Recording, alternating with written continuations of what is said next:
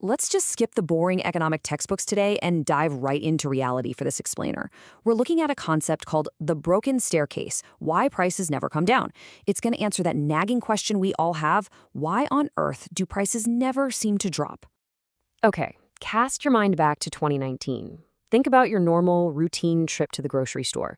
You grab the essentials, right? Bread, milk, maybe some fresh veggies. Back then, a standard bag of those groceries, it probably ran you about 40 bucks. It just felt reasonable, predictable, you know?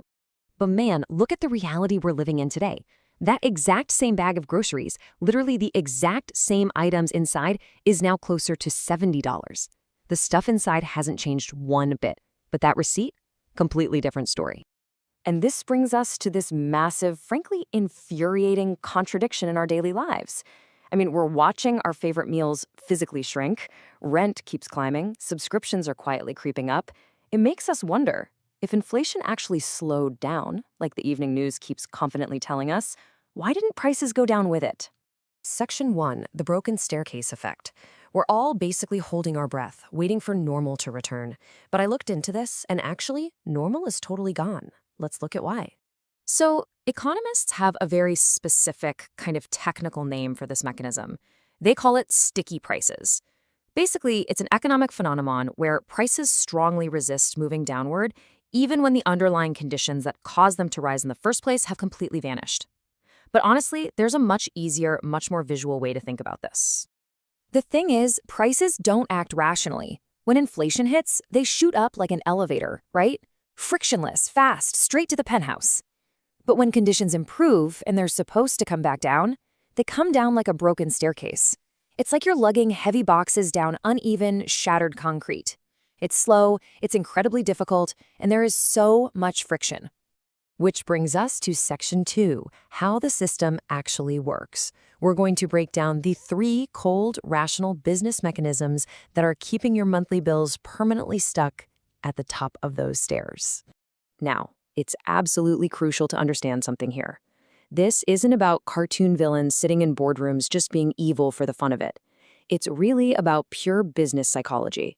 Specifically, 3 distinct corporate mechanics: corporate margin protection, competitor signaling, and menu costs.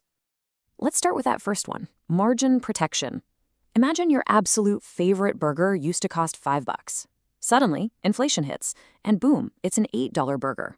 You definitely complained about it, we all did, but ultimately, you still bought it.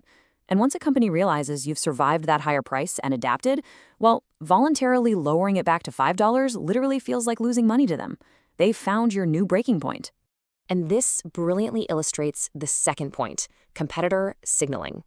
Imagine Store A, Store B, and Store C. If every single company raised their prices during the initial panic, absolutely nobody wants to be the first one to lower them. Because if you're the first to drop prices, you shrink your profit margins, and that makes shareholders panic. So instead, they all just kind of stand there, staring at each other, while prices silently stabilize at that new, higher level. Furthermore, there's a very practical, physical barrier at play too. Actually changing prices creates massive menu costs for these huge corporations. I mean, we're talking about printing new menus, designing new packaging, reprogramming thousands of checkout systems, printing literal millions of new shelf labels, the whole shebang. Because of those massive logistical headaches, it's infinitely easier and way cheaper for them to just leave the prices high forever. Section 3, the psychological ratchet. Because believe it or not, the absolute biggest mechanism keeping your grocery bill high isn't actually economic at all. It really all comes down to human nature. Humans slowly accept new normal prices. Think about the last time your Netflix subscription went up or your landlord raised the rent.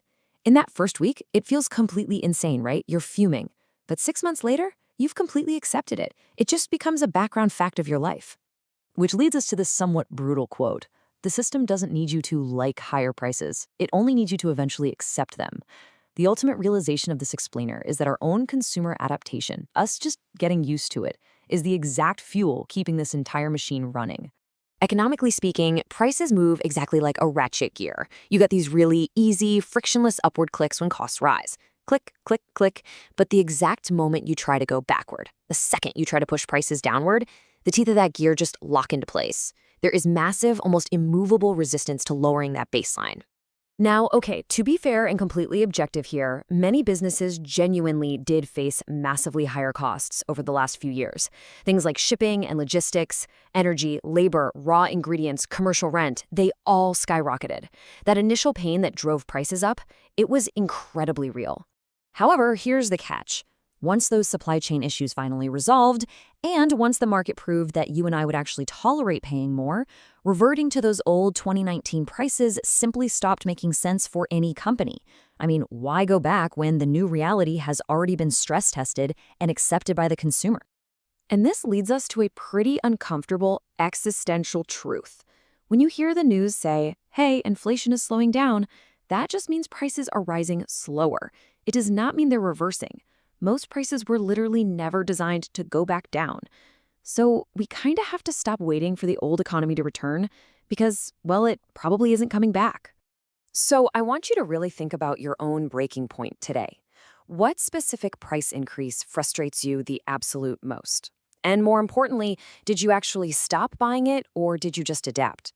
Because understanding how we individually react to these price locks is really the only way we can begin to navigate this new economic reality.